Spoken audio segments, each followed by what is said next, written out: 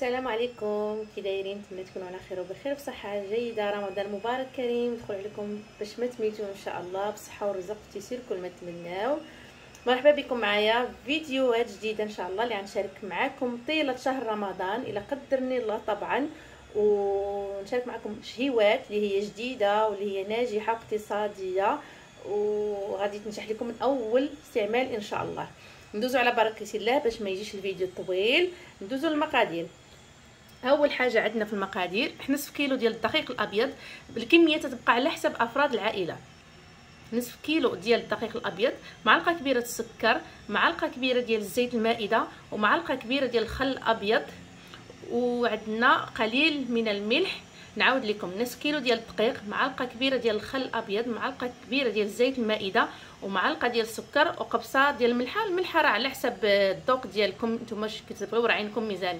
وصافي تنعجنوا العجين ديالنا بحال مسمن بالماء اللي هو تيكون دافي، وهذيك الساعه ندوزو للطريقه اللي غادي نحضروا بها الحشوه. والحشوه دائما تتبقى عندكم اختياريه، وانا نتشارك معكم هذه الطريقه ديال الحشوه اللي غادي ندير اليوم. فطبعا هذا العجين تيمكن لكم انكم تستغناو على الورقه، وطبعا راه تطيبوهم في الفران وتعطيونا كميه اللي هي وفيره. خليكم مع الطريقه على بركه الله. هنايا درنا البصله، انا درت خضاريه ودرت زويته ودرت فليفله، نتوما تبقى لكم اختياري ديروها الوان او حمراء واللي عندكم متوفره. غادي نزيد مليحه ونخلي هادشي يتشحر.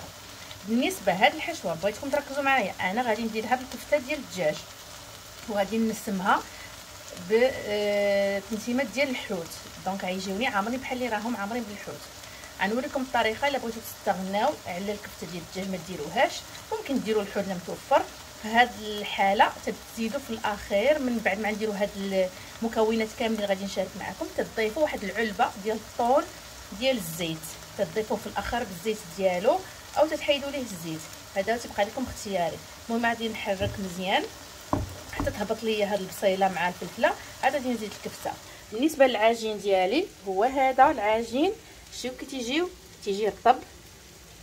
دابا غادي نقسموه كويرات صغار على هذا الشكل، وندهنهم بشويه الزيت ونخليهم يرتاحوا حتى نسالي الحشوه ديالي وتبرد ليا. وديك الساعه ندوزو للطريقه ديال تشكيل العجين ديالنا كيفاش غادي نشكلوهم. خليكم معايا حتى لاخر لا فيديو، ما تنساونيش من اللايك والبارطاج ولي جيم. هنا كنحركو راه تجي زوينه هاد الحشوه، جربوها راه ما تندموش عليها. هنايا غادي نزيد الكفته ديال الدجاج ديالي اللي ما دايريلاش العطريه، غنخليها تشحر حيت غندير لها العطريه انا بوحدي.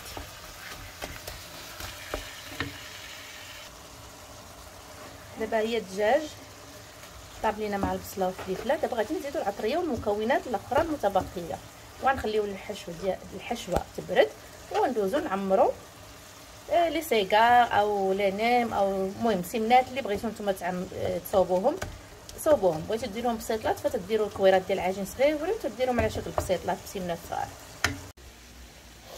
بالنسبه للمكونات اللي غادي نضيفوا على البصله والفلفله والكفته ديال الدجاج، عندنا هنايا الفيرميسيل او شعريه ديال الصينيه او شعريه الروز اللي تنديروا ليها الماء غليان حتى تتولي على هذا الشكل. درتها انايا في الروبون، نتوما ديروها في الهاشواغ. عندنا هنايا الزيتون، عندنا الحامض المصير، عندنا الشامبينيون معلب، وعندنا الشامبينيون نواغ اللي درنا ليه نفس الطريقه ديال الشعريه الصينيه. انا درت هنايا كلشي باش غادي نطحنو باش يجيوني كلهم متساويين متقطعين قد. عاد نجي نطحنهم ونضيفهم على البصله والكفته. عاد غادي ندير في العطريه وغادي نضيف المعدنوس. هما ها المكونات ملي طحنوا تيجيو على هذا الشكل. دابا غادي نضيفهم على الحشوه الاخرى اللي فيها الكفته والبصل والفلفل. تجي كيجي داكشي متقطع متساوي، كما تنصدعوا راسنا كل حاجه تنبقى نقطعوها بوحدنا زعما بوحدها. سمحوا لي هادي شحال ما صورت فشويه جاتني تضرب ليا الهضره، ما ديروش عليا في هذا اول فيديو بعد ما رجعت للقناه. بالنسبه للعطريه اللي درت، اول حاجه درت لبنات زيت المعدنوس مقطع، بودره ديال الثوم، تحميره، الفلفل الحلو هذا احمر الحلو، هذا الفلفل الحار السودانيه، الكمون، هذا الكمون، وعطريه السمك. راه العطريه السمك البنات تتباع بالعبار ممكن تاخذوا 5 دراهم 10 دراهم، فاللي بغيتو راه تيعطيها لكم داك السيد اللي تيبيع المكونات ديال الحلويات والكوام، راه تلقاوها عنده جميع انواع العطريات تلقاوها. وصافي هذه هما اللي نعاودهم لكم: التحميره السودانيه، عطريه ديال الحوت والكمون. بالنسبه لما عندكمش العطريه ديال الحوت فاستعملوا كنور، الا ما قدرتوش تلقاوها او تشريوها فاستعملوا كنور ديال السمك. غادي تشحروا، غادي نضيف ليهم هاد الصوص ديال السمك، صلصه السمك. هادي نضيف غير شويه، ما عندكمش ماشي مشكل، زيدوا غير الصوجه العاديه. وبالنسبه للملح انا ما كثرش، لانه الزيتون مالح، الحامض مالح، البودر تيكون فيها شويه ديال الملحه، وهاد الصلصه اللي غادي نضيف هي تكون مالحه. المهم الملحه تبقى عينكم ميزان. دابا غادي نضيف شويه ديال ما نديرش بزاف لان شويه حامضه، تقريبا واحد المعلقه كبيره.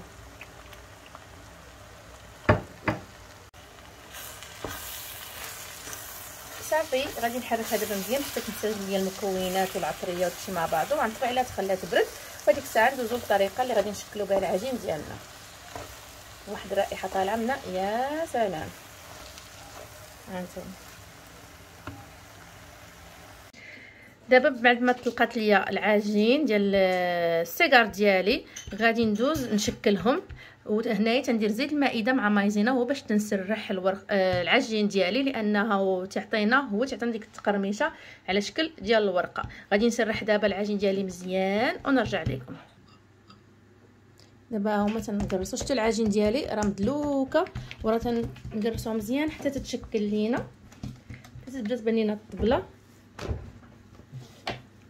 هكا.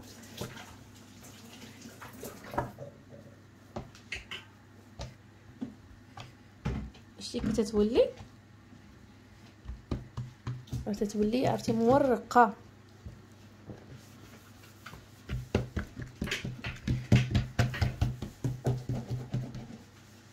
دابا من بعد ما سرحنا العجين ديالنا غادي نقطعوه على هذا الشكل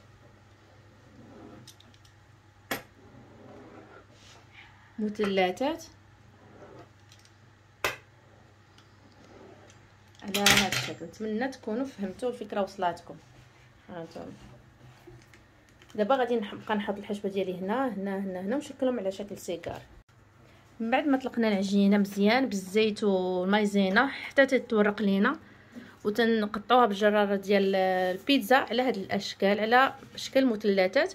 من بعد تنديروا الحشوه ديالنا هنايا على هذا الشكل.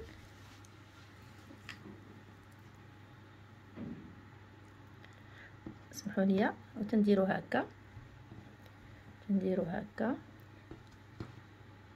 تنديروا هكا، تندوروا وتيجينا على شكل سيجار. هذا راه ما صوبتهاش مزيان حيت شاده غير بيد وحده. انا نكمل ونوريكم الشكل ديالها.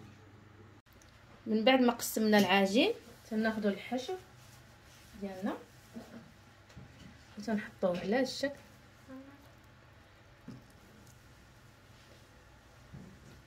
راه ساهل وباين ماشي شي حاجه اللي صعيبه.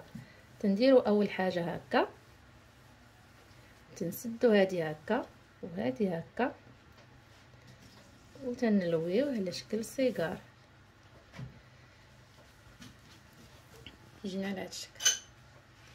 نعاود معكم واحده اخرى.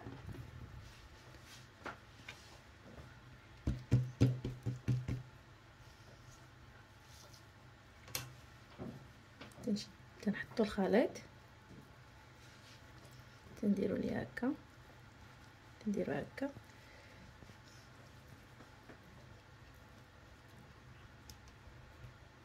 صافي. وتنستفوهم في اللاطه ديالنا ديال الفران، وتندهنوهم بشويه الزبده وتنخليهم يتحمروا.